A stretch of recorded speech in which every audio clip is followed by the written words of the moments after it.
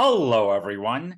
This is Jeffrey Kerr. The 96th Academy Awards are almost here. They'll be taking place on Sunday, March 10th at 7 p.m. Eastern Standard Time, 4 p.m. Pacific Time on ABC. To prepare you all for Hollywood's biggest night, Jack Mahanes and I will be going through all 23 categories and give some quick predictions for who or what we think will win. So, Jack, are you ready to start? I am. Let's do this. So, starting with Best Animated Short Film, okay. According to Gold Derby's current combined predictions, Letter to a Pig is the frontrunner to win, which would make sense because, as Chris Beecham would say, when it comes to this category, go with the one with the animals. So, do you have Letter to a Pig winning?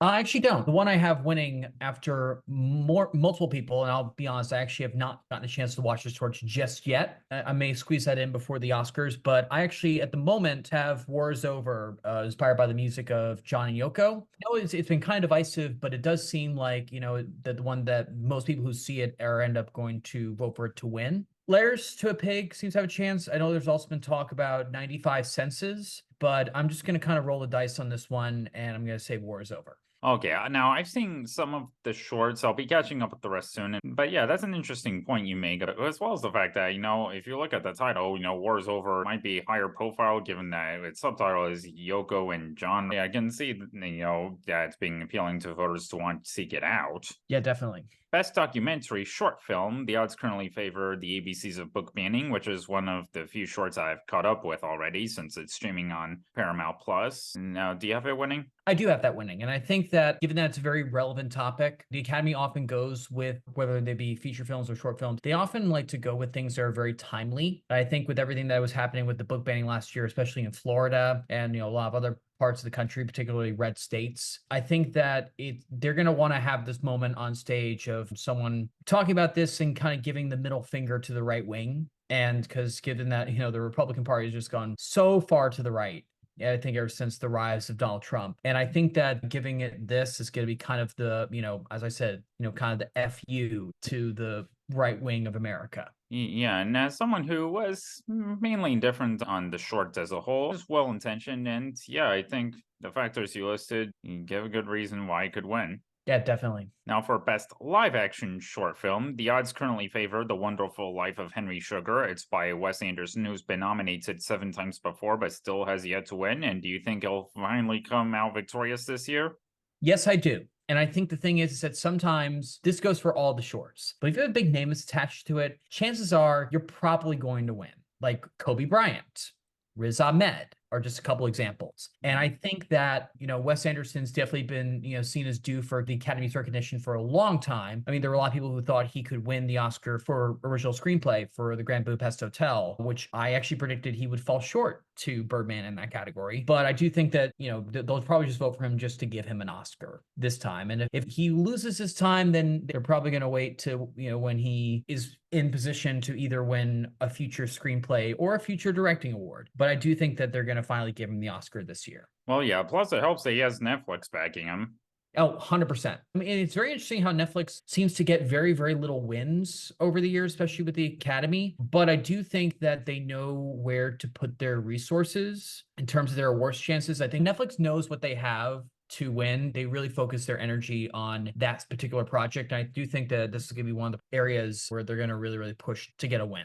Now, on to the below the line categories. We're going to go from what seems to be the easiest to the hardest. Now, starting with Best Original Score. So, 5 years after winning an open-ended race in this category for Black Panther, Ludwig Göransson is a lock for Oscar #2 for Oppenheimer. He's already won at the Golden Globes, Critics' Choice, BAFTA, and even the Grammys for his work on that film. So, I guess this is one of those categories where it's no contest. It's no contest. It's been an absolute sweep. I would even go as far as to say that this is probably the below the line category that Oppenheimer is the most locked. This is one of those where I don't see a path for anyone else. I know Robbie Robertson passed away, and there was some talk early on about him maybe winning this out of a sympathy vote. But I just think given how Oppenheimer has swept this category at the Golden Globes, Critics' Choice, Grammy, BAFTA, I just think that this is a slam dunk. And by the way, Ludwig Göransson is a BMI songwriter. For those listening, BMI is the performing rights organization that I work for my day job. I I think that this is going to be a very, very easy win for Oppenheimer. Now, for Best Original Song, there are two tunes from Barbie in contention here. What Was I Made For won the Golden Globe, while I'm Just Ken won the Critics' Choice. Both of them were not only up against each other at the Grammys, but also two other songs from Barbie. Yet, What Was I Made For prevailed over there, and I think it's safe to assume it'll overcome vote splitting here at the Oscars. I agree. I think the two Barbie songs are so ahead of the pack in terms of the vote tally that vote splitting is completely irrelevant. The other three have zero chance of rising up to the top. I do have What Was I Made For winning the Oscar. Billie Eilish won the Oscar 2 years ago for No Time to Die. But I will say, this is a very, very small if the Academy feels it's too soon to give it to Billie Eilish again, I wouldn't fully rule out an I'm Just Ken upset. But I will also say, I wonder if I'm Just Ken was swapped out for Dance the Night by Dua Lipa. I actually wonder if that might have had a better shot at winning. I do think the one thing that's making me stick with Billie Eilish, I know it's not entirely the same situation, but What Was I Made For won Song of the Year at the Grammys. And I think that that was very huge for her chances. It may be closer than a lot of people are giving it credit for, but I do think What Was I Made For does win it in the end. And the other thing I'll say about it is with songs, they often go with the song that's like provides the most emotional moment in the movie. That's kind of been a trend, especially, with something like Shallow from A Star Is Born or, No Time to Die, another Billie Eilish song. I do think that she's going to win. But I wouldn't entirely rule out the possibility of I'm Just Ken pulling off a surprise. Oh, well, yeah, I mean, after all, unlike, What Was I Made For, I'm Just Ken is a song that's actually sung by a character in the movie. Yes, and the actor who plays Ken, Ryan Gosling, is going to be performing it at the Oscars. We'll probably get into this a little more later. I think, given that he is not going to be winning the category that he's up for, I think that he's just like, screw it. Let's just do it. I don't give a damn. That's kind of like how he's viewing this, and that's why he accepted it. But the one thing I want to say about that, I really wonder if he's going to like dress nice for the performance, or if he's going to maybe like wear something funny, like whether it be the Knuff hoodie, or if he's going to be wearing like that coat when it becomes Kendom. That's going to be one of the moments I'm most looking forward to seeing on the night. Best Cinematography. At the time of this recording, the ASC Awards haven't taken place yet with wins at the Critics' Choice and BAFTA, this is looking like Oppenheimer's to lose. I think it is Oppenheimer's to lose. I think the BAFTA win kind of sealed it. The only one that I see with a very, very remote chance, I think it's like, I'm talking like, I'll give it like a 5% chance of winning, Poor Things. That's the only other one I could see potentially winning. Like if Oppenheimer doesn't get on like a huge sweep, I could see them throwing Poor Things a win here. But I think the chances of that are, to quote the movie, near zero. Although if Poor Things upset it at BAFTA, where, it did quite well over there, then yeah, I would probably take it a little more seriously, but it didn't. So yeah, I have a feeling it's one of those scenarios where if Poor Things can win the BAFTA, then yeah, I have a harder time seeing it do better at the American Academy. I 100% agree with that. And that's why I'm giving like Oppenheimer for cinematography, maybe like a 95% chance of winning this category. I do think cinematography is one of the things that really stands out about the movie. Hoyte van Hoytema was nominated in this category a few years ago for Dunkirk. That year, the narrative really did take off for Roger Deakins to finally win that. But I feel like this time, I think Hoyte van Hoytema is going to emerge victorious. For Best Film Editing, the ACEDI Awards haven't taken place yet, but with wins at Critics' Choice and BAFTA, this is another category that's looking like Oppenheimer's to lose.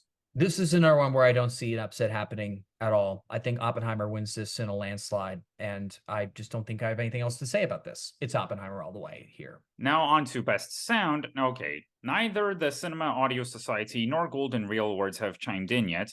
For now, a lot of us are expecting Oppenheimer to take it, which would make a lot of sense in parts because of how the winner here also usually takes Best Film Editing. It was especially like that every year since 2013, with the exception of last year where Everything Everywhere All at Once won the latter category without showing up in this one. That was likely an anomaly. Although at BAFTA, The Zone of Interest beat Oppenheimer for Best Sound, and I'm guessing that was probably more of a BAFTA thing. What do you think? This is very, very interesting because, I've seen Oppenheimer 3 times in theaters. The sound, when you see it in IMAX, is extraordinary. But also, I gotta say, I saw The Zone of Interest at my indie theater here in Nashville in a very, very small room because my indie theater in Nashville is called the Belcourt, and there are two big rooms downstairs, and there's a small room upstairs, which is like a screening room. I would say maybe, it's about 20 people it can hold in there. It's pretty small. The sound is kind of one of the things that really gives The Zone of Interest its horror aspects, because it's a psychological thing. How they did the sound for that movie really, I think, gave it its identity. But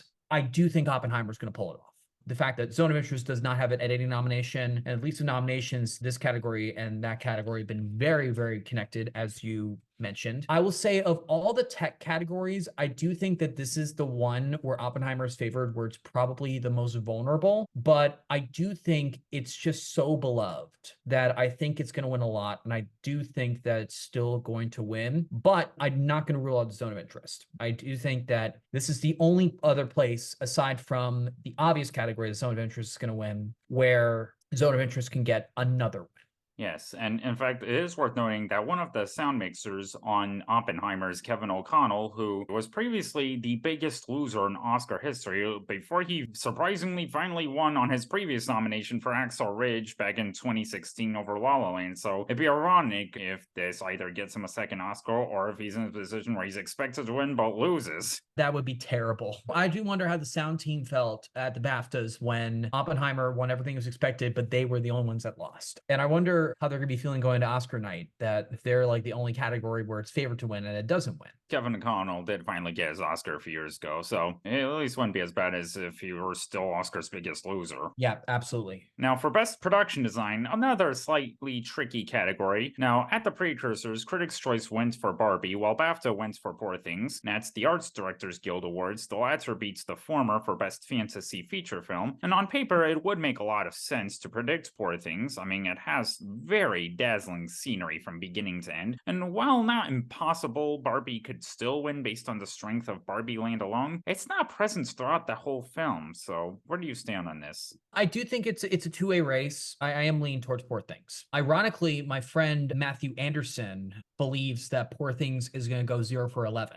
And the one of the things he's been saying is that, like, when was the last time that a film got just the production design win? And I was like, that's a good point. But I do think that Poor Things is going to be popular enough to, even if it's a very divisive movie, and I acknowledge that. But I do think that this is probably the tech category where it's safest to win. I am leaning towards Poor Things, and, well, I do think Poor Things has a shot in, a couple of other categories, like the next two we're about to get to. Okay, first, Best Makeup and Hairstyling. Now, when the first images were revealed of Bradley Cooper's Leonard Bernstein in Maestro, everyone was pretty much like, this is a lock to win Best Makeup and Hairstyling. It recently picked up 2 accolades from the Makeup Artists and Hairstylists Guild, although at 2 prior major precursors, it was a different story. Critics' Choice went for Barbie, which didn't even get nominated here, and BAFTA went for Poor Things, which is nominated here, although the only really showy makeup work in the latter film is on Willem Dafoe's character. Meanwhile, Maestro is literally a makeup showcase from start to finish, like a couple of recent Oscar winners in this category, Vice and Bombshell. This is one that I've been debating. I do think that Maestro did very well with nominations, and I think that this is probably, if it's going to get one,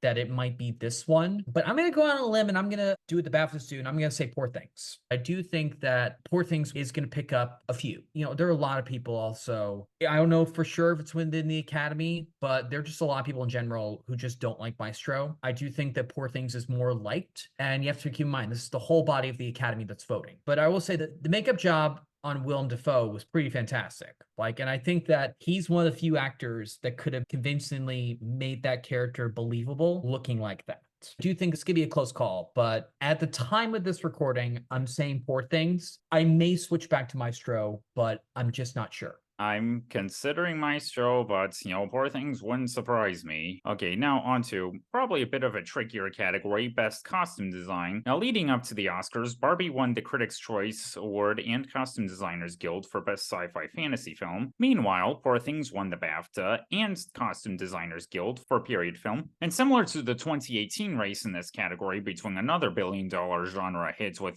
more contemporary clothing, Black Panther, and another Yorgos Lanthimos black comedy with with more period clothing, The Favorite. So where do you stand on this right now? I think it's an absolute toss-up. There are people I know who feel confident both ways. There are people who think it's absolutely Barbie's to lose. There are other people I know who think that it's Poor Things to lose. This is one of the toughest ones for me, in my opinion. Someone told me that the CCA and Costume Designers Guild, like that's a near unbeatable combo. And someone I know made a great case saying that the costumes are just very, very a big part of Barbie's identity. I think there's some merit to that, but I kind of think the Academy is going to go a little bit more traditional. I'm going to put my money on Poor Things. I think that the costumes in this were more vibrant compared to the costumes for The Favorite. Like there's more color in them. I think that, the outfits are more outlandish. It's a really, really tough one to call. I actually would not be surprised if Barbie pulled a Black Panther and won this and production design, but I think the Academy is going to go a little bit more with the quote unquote Oscar type film. It is worth noting that to this day, 2018 happens to be the last time both production design and costume design went to the same film. Every year since then, it was a split. And I do think that if there's a split, I think Poor Things takes production design and Barbie takes costume, if there's a split. Yeah, and I will say, in 2018, I did predict a split where I did successfully call Black Panther in production design, but I did predict The Favorite for costume design. And my mom, I remember when we were doing final predictions over the phone when I was in Chicago during college, and I just was like, Mom, what do you think about costumes? And she says, like, are they gonna give it to The Favorite when it's really just two fabrics? But this time I asked her about costumes, and she said, oh, the costumes in Poor Things were just extraordinary. I think it's a different situation from last time with The Favorite. I think this is a different situation this year. Now on to the toughest below the line category to predict this year, best visual effects. So early on, we all expected Dune Part 2 to take it in a cakewalk, yet that movie got delayed because of the SAG strike. So then many moved on to Oppenheimer as the frontrunner, but that didn't even make the shortlist. And all of a sudden, this race became similar to Best Director in 2012, where Ben Affleck swept the season for Argo despite getting snubbed by the Academy. Then it became a real mystery of what the hell is winning in their absence. BAFTA went for Poor Things, which did make the shortlist here, but didn't get nominated. At the Visual Effects Society Awards, the creator took home 5 accolades, and that movie has a compelling narrative of how the filmmakers managed to pull off such a massive scope on a production budget of just $80 million. Although there is a possibility of Ridley Scott's Napoleon upsetting here as the more prestigious film in contention, so where do you stand on this race? This is the literal definition of a crapshoot. Like this is one where you can literally just, roll the dice and hope for the best is the way I look at this. I'm just kind of look at these really quickly. I think Napoleon being, a very, very overall critically panned film, I don't think it's going to win. Marvel movies don't do very well in this category. So I'm going to cross off Guardians of the Galaxy Part 3. I just don't see that happening. There's a compelling case to be made for both the creator and Godzilla, but both of those movies were not the best received. So given that it got a sound nomination, I'm going to go on a limb and put my money on Mission Impossible Dead Reckoning Part 1. Oh, that's quite a limb you're taking. Yes. And oftentimes in these tech categories, not all the time, they often go with the movie they like. And I do feel like everyone has seen this movie, Mission Impossible Dead Reckoning Part 1. I think the fact that it got a sound nomination as well, so it has support in more than one category. It's tough, but I don't feel good predicting the creator or Godzilla. And then they could also cancel each other out as well. That's the other thing is that, the visual effects are kind of similar from what I know. And I actually, full confession, never got around to either of those two films. But from what I know, they could actually grab the same vote within the Academy of people who like those effects. And, given that Marvel movies don't do well, one of these movies was panned by critics overall. As of this recording, I may rethink this again, but I'm going to go on a limb and put my money on Mission Impossible winning its first ever Oscar. Well, to be fair, this is the very first installment of the Mission Impossible franchise to get Oscar nominations at all. It was a really, really cool surprise in Oscar nomination morning when it did that well. Then again, none of these movies have a ton of support from the Academy overall. I have no idea. I mean, or who knows, it could just be similar to 2007, where the 3 nominated films, Transformers, The Golden Compass, and Pirates of the Caribbean at World's End, none of them were these big critical darlings, yet the one that prevailed, Golden Compass, was the only one that had a corresponding production design nomination, which Napoleon does as well. That's not something to entirely write off. As I said, like you could roll the dice on any of these five, or you could predict any of these five, and it's not a ridiculous prediction. But this category is so up in the air that kind of I'm just going to go back to the film that was probably the most acclaimed. And I can't really make a case on a technical level for this, given that we haven't had any tea leaves other than the visual effects guild for the creator. But even then, Godzilla could actually cut into votes that go into the creator. Especially since we should add that Godzilla Minus One, well, like the creator, managed to pull off massive scope on a smaller production budget than usual, which in this case was just $15 million. Yeah. I really don't know. Maybe I'm not giving the best take, but literally just taking a guess and hoping for the best. Well, yeah, you might as well just throw darts at board and just pick what your dart landed on. Yeah. Okay, now for Best Animated Feature Film. So, when Spider-Man Across the Spider-Verse premiered back in the summer, it was the early frontrunner to win this category. It's picked up wins from Critics' Choice and PGA, although it's Golden Globes and BAFTA, The Boy and the Heron beat it. So, we've got ourselves a race here now. The Boy and the Heron is the latest from Hayao Miyazaki, who was the second winner in this category for Spirited Away back in 2002, and the previous Spider-Verse movie, Into the Spider-Verse, won in 2018. And traditionally, sequels don't do well when it comes to wins in this category, unless you're Toy Story. So, where are you at on this race right now? I do think that this ended up being closer than I initially thought it would be. I think that you can make a very, very compelling case for both, as you just did very well. I'm still leaning Spider-Man because it won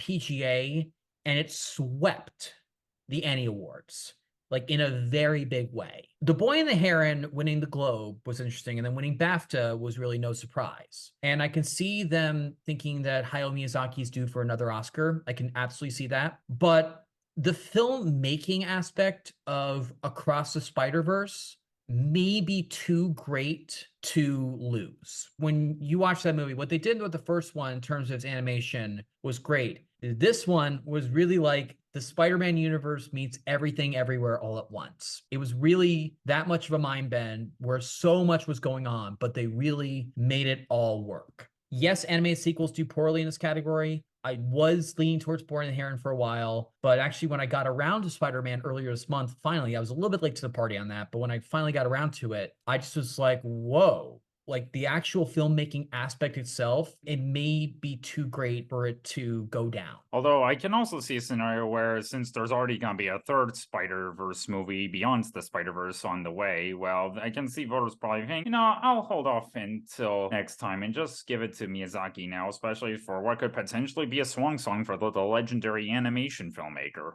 Exactly. And this movie leaves you on a to be continued cliffhanger. I can absolutely see that, them wanting to wait for the last one to come out. But I'm going to put my money on Into the Spider-Verse. It's going to be close, I think, but I think that it's going to pull it off at the end. Yeah, this is probably going to be a real nail biter until the envelope is opened on the telecast.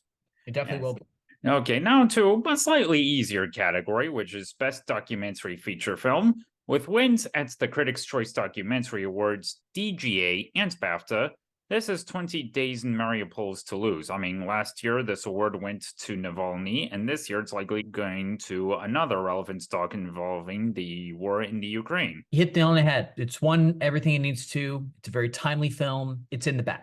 Not much else to say here. On to another easy category, Best International Feature Film. And I must say that while France probably now regrets not selecting Anatomy of a Fall as their submission for this category this year, it also probably makes things a little easier for the Zone of Interest to win. I mean, it has everything going for it, with a win at BAFTA, as well as 5 Oscar nods overall, including Best Picture under its belt. Yep, and it's the only Best Picture nominee in the category, so this is one to not overthink. This is very, very easily the Zone of Interest. And it's also, I think, as more people have been getting to see it, more people are really, really liking this movie. It has to win somewhere, and I think that this is gonna be the easiest place for it to get a win. I had France selected Anatomy of a Fall and got nominated here. This would have been an interesting race, but I guess that segues into the next category, Best Original Screenplay, where early on in the season, there appeared to have been a number of different possibilities for winners in this category. Some were thinking Barbie would win here as a place toward Greta Gerwig before that movie was declared as adapted by the Academy. Some were thinking Past Lives. Some were thinking The Holdovers, which I personally never bought into for one reason only. Every single Best Original Screenplay winner since Midnight in Paris back in 2011 had a writing credit from the film's director, which The Holdovers doesn't have. And meanwhile, momentum has shifted towards Anatomy of a Fall after having triumphed at the Golden Globes and BAFTA. And I should point out that you wrote a piece for Gold Derby about the 5 reasons why that movie will win, which I actually suggested you should do. And not only that, but he even convinced Denton Davidson to make a switch in his predictions. Absolutely. And the YouTube segment will probably go up by the time this episode of the podcast releases. Tariq Khan actually told me, he gave me a shout out on his Oscar prediction segment today on YouTube. And he mentioned my article here. And he did say that, it did kind of persuade a lot of people on the panel. When I wrote that article, you hit on one of the reasons, but I'll just name the quick reasons. The 5 reasons why I wrote that it will win original screenplay. It hit every important category, got picture, lead actress, directing, editing in this category. And I do think that they're going to want to give this film a major win, given how this is a very, very popular movie. And this is a film that a lot of people love. And this is going to be the easiest place for it to get a win. I also mentioned that the Academy loves a suspenseful script. So oftentimes in this category, they go for something that's the most original. You can't really say that about any of these 5, to be honest. Another common theme with a lot of recent winners: the suspense, the storyline keeping you on the edge of your seat or keeping you guessing. And think about films like The Crying Game, Get Out, Parasite, Promising Young Woman. This film, more than any of the others, fits the mold perfectly. And I would say Past Lives would have had a better shot for Celine Song winning this had it done better with the nominations. Now, I know Women Talking won this category last year, which I did predict that it would win. The difference is that Women Talking's biggest competition was a sequel and a remake. And the other 2 were not Best Picture nominees. This is different. And I think The Holdovers is the film that a lot of people like. Was there something about the screenplay that just really stands out? I think with that movie, I think the acting stands out more than anything else. Whereas Anatomy of a Fall, the script is one of the main reasons why that movie is great. And I think that it's almost a no-brainer to me. And then the voting block of the Academy has become increasingly international. We've seen that reflected in a lot of the choices. So I do feel like this film, it's going to win something. I just would be very surprised if Anatomy of a Fall didn't win at least 1 Oscar. And as you said, ever since Woody Allen and Midnight in Paris, every single person who won this category was director of the film. So Justine Triet's not going to win director. So she's going to get a consolation prize here. And then, yes, it won the Globe and then it won the BAFTA. None of the other films have won a major precursor. So I really find it very hard to believe that there's something that's going to upset it in this category. Agreed. Now on to Best Adapted Screenplay. The Gold Derby odds currently favor Oppenheimer, and on paper that does make sense given that a number of people are thinking that Christopher Nolan could win in all 3 categories he happens to be nominated in, like Alejandro Gonzalez Iñárritu for Birdman, Bong Joon-ho for Parasite, and the Daniels for Everything Everywhere All at Once. And it would also be interesting if Nolan were to win his first Oscar here, given that a number of people, myself included, thought he should have prevailed for either of his original screenplay nominations for Memento and Inception. However, Oppenheimer has not picked up a screenplay prize from any of the major precursors. American Fiction managed to beat it at both Critics' Choice and BAFTA. The latter was especially surprising given that many thought Nolan would do well in this category with such a British group. Plus, American Fiction really underperformed across the pond, only showing up here and nowhere else. And I wrote a piece for Gold Derby a few months ago about why people should look out for that film to win Best Adapted Screenplay at the Oscars, and it's looking like I was onto something there. Absolutely. And American Fiction is definitely a crowd-pleasing film, and it did much better than a lot of us expected with the Oscar nominations. And yes, as you mentioned, Nolan's favored to win this category, but given that he's such a slam dunk in another category we're going to talk about, that's not Best Picture, I kind of can see them spreading the wealth and giving it to someone else. And even when Oppenheimer has gotten on a major sweep, aside from supporting actress, the one major category just never seems to win is screenplay. It really seemed like Christopher Nolan may be more like Guillermo del Toro than Alejandro Iñárritu, Bong Joon-ho, and Daniels. And so American Fiction doesn't have a chance to win anything else. This could be the one place to give this film a win. And it's a film about writing. That's the other thing, is that it's a film about writing. That, I think, is definitely going to appeal to the writer's branch. And I think just to all the other people who are going to vote for Nolan elsewhere, I think that they're like, you know what? We can vote for Cord Jefferson here. And this was his debut film. And he's going to win an Oscar for that. I really think that that BAFTA win, when it got nothing else, that completely convinced me. Wasn't going to jump on that bandwagon after Critics' Choice, but after it won BAFTA, that was the only nomination it got. I was like, okay, no, it's going to win this category at the Oscars. Yeah, and it's also worth noting that American Fiction is not only about a writer, but it's about a novelist who's making a deal to get his work made into a movie. Yes. Now on to the 4 acting categories, going from easiest to hardest. Okay, Best Supporting Actor. When Oppenheimer premiered back in July, many officially penciled in Robert Downey Jr. as an early frontrunner to win this category, and he has held on to that status all season long with wins everywhere from the Golden Globes, Critics' Choice, BAFTA, and SAG. There's just no reason to bet against him at this point. There's absolutely no reason. He has won everything. He is a veteran actor who's very, very popular both in the industry and with moviegoers. This is his 3rd nomination after Chaplin and Tropic Thunder. This is the, classic supporting role that wins this category. I know early on there was talk about Ryan Gosling, but it just really always seems so hard to believe that the Academy was going to give Ryan Gosling his Oscar for playing Ken in Barbie. And then where Robert Downey Jr., this is a very 3-dimensional, very sophisticated performance that is typical Oscar bait. As we saw, more contenders came out. Some people were wondering, what about Mark Ruffalo? What about, Willem Dafoe? And then, but once we got to see everything, it was very clear that Robert Downey Jr. was going to run the table. It's his year. No way he loses. He's got this. And I'm really excited to see his speech because his speeches at every single precursor have been out of the park, in my opinion. Now on to Best Supporting Actress. Early on in the season, Divine Joy Randolph swept through a lot of the Critics' Awards for her performance in The Holdovers, although some of us did question whether or not that would translate into prizes at the televised awards for such subdued work like that. I mean, when The Color Purple started screening, some were thinking Daniel Brooks would win for arguably giving a bigger performance, like how Allison Janney in I, Tonya took down critical frontrunner Laurie Metcalf in Lady Bird in 2017, or an even more appropriate comparison, how Kate Blanchett in The Aviator took down critical frontrunner Virginia Madsen in another Alexander Payne movie starring Paul Giamatti, Sideways. Yet, The Color Purple as a film just never took off in the conversation, only showing up here and nowhere else on Oscar nomination morning, while Randolph continued to steamroll through all the televised awards. Yes.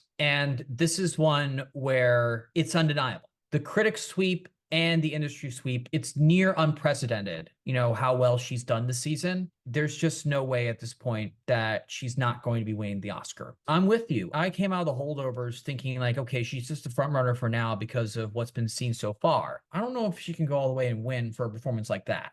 She doesn't get really any big scenes. It is a very sympathetic character. And I think that that's why the performance succeeds, is because you do end up caring about Mary and, what she's going through, dealing with the grief of her son. But it's not that scene stealing performance that normally wins this category. So when The Color Purple, when I saw that New Year's Eve, I was like, oh, it's gotta be Daniel Brooks. And The Color Purple didn't do as great at the Golden Globes nominations, but I thought, it's definitely gonna do better once we get to the industry awards. And it did not.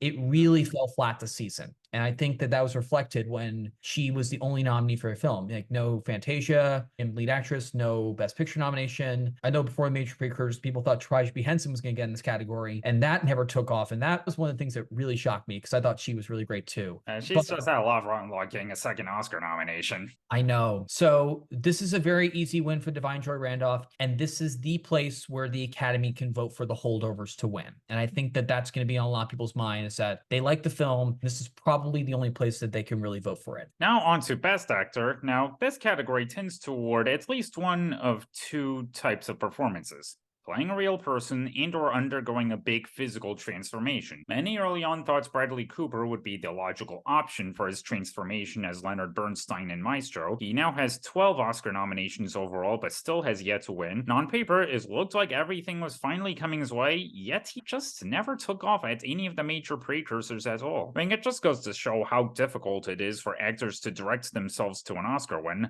Laurence Olivier in Hamlet and Roberto Benigni in Life is Beautiful are exceptions, not the rules. Meanwhile, Cillian Murphy won the Golden Globe for Best Drama Actor for Oppenheimer, while Paul Giamatti won Best Comedy Musical Actor for The Holdovers. The latter pulled off an upset at Critics' Choice. Yet the former rebounded at BAFTA and SAG, so it looks like things are going Killian's way.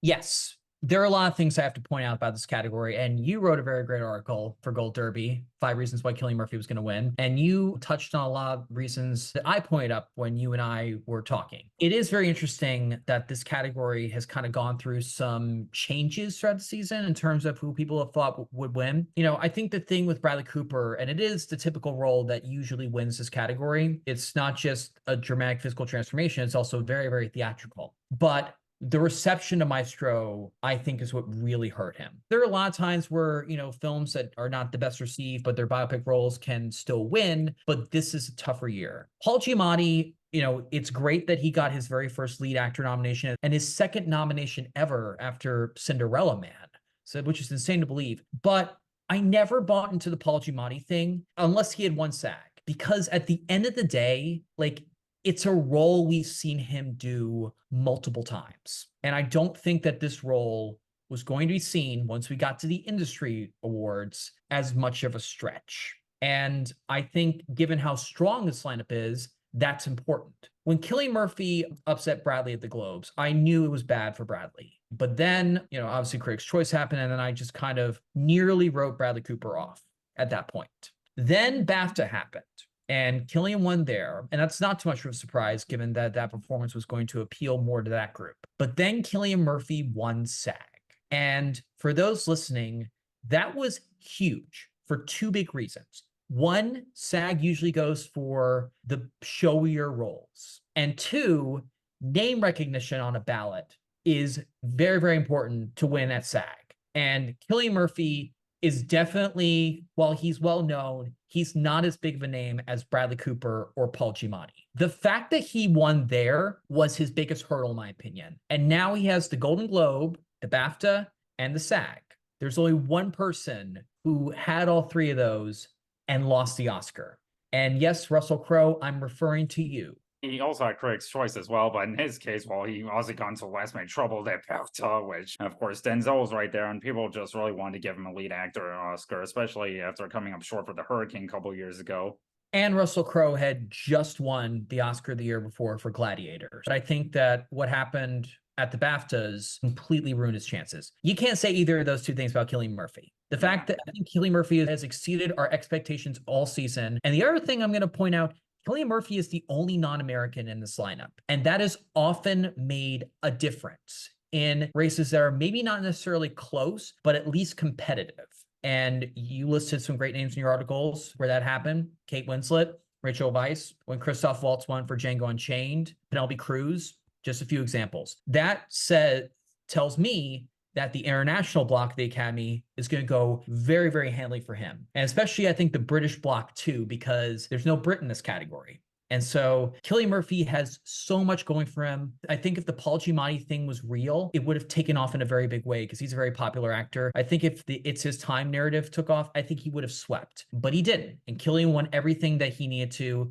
He's taking this. Cillian Murphy is taking the Oscar. Now on to, okay, the toughest acting category this year, Best Actress. For the 2nd year in a row, the early Oscar frontrunner for Best Supporting Actress wins lead instead. Last year, it was Michelle Williams in The Fabelmans. This year, it's Lily Gladstone in Killers of the Flower Moon. And whether or not this ends up being a good idea for Gladstone remains to be seen, and I agree with many that had Williams gone supporting last year, she probably would have swept the season. Then again, many also felt it wasn't a good idea for Olivia Colman to go lead for The Favorites in 2018, thinking she'd do better in supporting, yet she still won the Oscar. Now, as for the state of this particular race, Emma Stone nearly swept through all the major precursors for Poor Things. She won the Golden Globe for Best Comedy Musical Actress, Critics' Choice, and BAFTA. However, Gladstone managed to win the Golden Globe for Best Drama Actress and a SAG.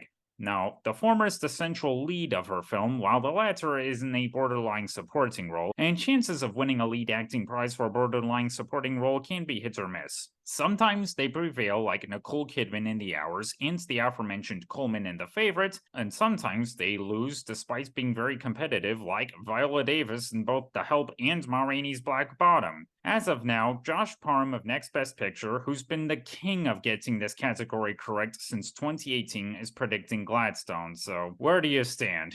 My goodness. I really think that you can make a very, very compelling case for either of these two. I will say that Lily Gladstone winning this as the last televised precursor and as final Oscar voting was happening was really, really beneficial. On the other hand, I do think that in terms of the wins, in terms of who's won what precursor award, it's lining up just like last year with Kate Blanchett winning the Globe, Critics' Choice, BAFTA, then Michelle Yeoh winning the other Golden Globe, and then SAG, that was the last televised precursor. The big difference this year is the roles themselves. Michelle Yeoh had the flashy, showy role, where Kate Blanchett had the more subdued, restrained role. The showy role this time is Emma Stone, and then Lily Gladstone's very, very subdued. The one thing that is making me very hesitant to actually go with Lily Gladstone, even though it would be a great moment, it would make history.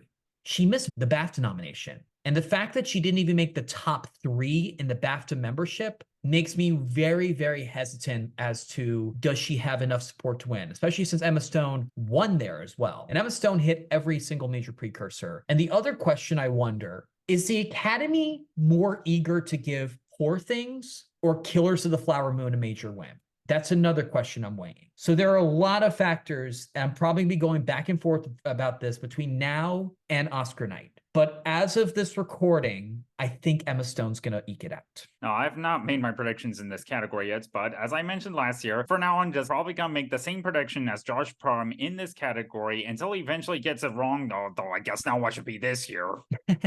Yeah, and you know, he's just like, guys, stop putting this pressure on me. Like, he's literally like, guys, why are you all looking to me? And it's like, well, you've gotten it right. And you've called some major upsets like, you know, Olivia Colman for The Favorite and Frances McDormand for Nomadland. But yeah, this is gonna be very, very tough. The reason I'm going with Emma Stone is like, because she's won the most leading up to Oscar night, and it's a flashier role. So that's why I'm sticking with Emma Stone. Now, granted, you know, I mean, lead actor Paul Giamatti kind of has some more big scenes compared to Cillian Murphy, but Cillian Murphy's won everything he needed to. He won both SAG and BAFTA as well as the Globe. This, I think, is going to be a different race altogether, but I'm leaning towards Emma Stone. But I will be honest, when we recap the winners, I will reveal whether I switch to Lily Gladstone. I will reveal, but as of right now, I'm going to go towards Emma Stone. I'm going to say that Poor Things gets this big win. Yeah, it's gonna be a real nail biter. You know, what's especially worth knowing now, you mentioned how Murphy managed to overcome, you know, showier performances at SAG.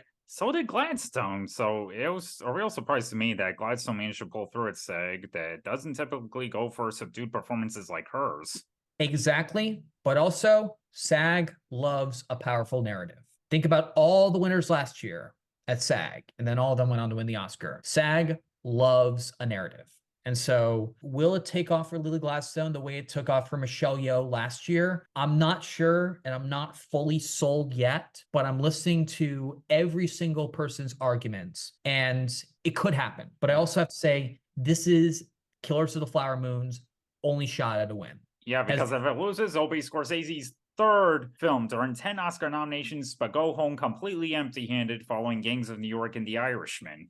Exactly. I'm so glad we have at least one above the line race. And I remember emailing Pete Hammond last night, and I did hear back, and I did say, like, is every single above the line category done except for lead actress? And between Stone and Gladstone, who are you going with? And he said, I haven't decided yet. It's very, very tough. But he said, but the other 7 are pretty easy. You know, you mentioned, you know, Gladstone missing BAFTA. Now, if BAFTA was the final precursor, well, I would be taking her miss there a little more into account, but then again, you know, her last minute publicity at SAG could help her overcome that. I mean, it is worth knowing that since the small jury system was established at BAFTA, we've only seen one instance where someone managed to overcome a BAFTA snub to still win an acting Oscar, which was Jessica Chastain in the eyes of Tammy Faye, although in her case, well, none of her fellow nominees at the Oscars will recognize that BAFTA at all. Exactly. That's the only reason she overcame that. So yeah, it's going to be a real tough one. It's going to be a photo finish, in my opinion. I don't think either one, whoever wins, it's going to be by a large margin. Michelle Yeoh, I actually think won fairly comfortably, not a landslide, but I think fairly comfortably, because I think momentum really, really shifted in her favor at the very, very end, to where I think she may have won by 10% or maybe a little bit more. This, I think, is going to be very, very close. I guess to end this discussion on Best Actress, if Gladstone wins, I guess it would not only be nice for her to become, the first Native American Indigenous performer to win an acting Oscar, well, at least in this category, but also the third woman of color overall to win Best Actress, following Halle Berry and Michelle Yeoh last year. So I guess there'll be enough excitement that a woman of color won it 2 years in a row, but we'll have to see. And it would really give, I think, Lily Gladstone's career would take off if it happened. And Cuba Gooding Jr. Once said on the Graham Norton show, he said that he didn't specify whether it was when he was in the running for when he won his Oscar for Jerry Maguire or if it was after his win. But he said that Jack Nicholson said, Hubie, when you're nominated, you're hot for until the award show. When you win, you're hot for 1 year, because the next year you're replaced by the next winner, and then they get the great movie offers. I think a lot of people want that for Gladstone, and because Emma Stone is established. If she loses the Oscar, and actually personally I would actually vote for Emma Stone. She gave my favorite performance of the group, but I would be more than fine with Lily Gladstone winning. I know a lot of people do want her to win because I do think that Emma Stone's established, whereas Lily Gladstone's up and coming, and this win could really help her career take off. Okay, so moving on from the Battle of the Stones to the next two categories, which are much easier. Okay, Best Director, no contest. It's Christopher Nolan has the Golden Globe, Critics' Choice, DJ, and BAFTA for Oppenheimer. It's his to lose. It's his to lose. It's way too great of a directorial feat for anyone to overcome him. It's his time. He is one of the most respected filmmakers who does not have an Oscar yet. He's swept all the precursors. There is zero chance he's losing this. And for Best Picture, when Oppenheimer premiered back in July, many officially penciled it in as an early frontrunner to win this category, although there was the question of whether or not it would hold on to that status all season long or eventually suffer from frontrunner fatigue. Yet the film swept the season, winning Best Picture prizes from the Golden Globes, Critics' Choice, BAFTA, and PGA. It is worth noting that the latter is the only major precursor that utilizes a preferential voting system like the Academy does in this category, so it's looking like for the third year in a row, following Coda and Everything Everywhere at Once, the Best Picture winner will have come out way before the fall. Yes. Now I know that this category doesn't affect Best Picture as much, but it won the Best Cast award. And even when people thought that Barbie had a chance to win that, and that was plausible for Barbie to win the Best Ensemble prize, but Oppenheimer won every Best Picture prize plus that. And the other thing, for those wondering if there's a challenger to Oppenheimer, what is it? We don't even know what's in second place. There's just nothing this season that has emerged as a strong number two. Because when The Power of the Dog was the frontrunner a couple years ago, Coda was on the rise, and it became very clear that that was what was going to challenge The Power of the Dog. La La Land, it was just very clear that Moonlight was the only one that had a remote chance of winning Best Picture, and then that won. The fact that Oppenheimer has done so well, it hasn't missed a beat. There's not a strong number two in this category. It's Oppenheimer's to lose. Yeah, so that just about does it for our predictions for this year's Oscars. Thanks for joining me today, Jack. This was great. It really was great. Thank you for having me on as always. And hopefully we'll be back shortly after the telecast to do a recap. And for those who'd like to keep up with your work, where can people find you on the internet? Absolutely. So you can find me on Facebook, Instagram, Twitter. I'm a musician, so you can find me on Spotify and Apple Music. And you can also follow my writing work on Gold Derby. It's just under my name, Jack Mahanes. That's just where you can find me. I do a lot. Do music, movies. And to those listening, hopefully we did the best we could with helping you all out with your Oscar pool. And good luck to everyone with their predictions.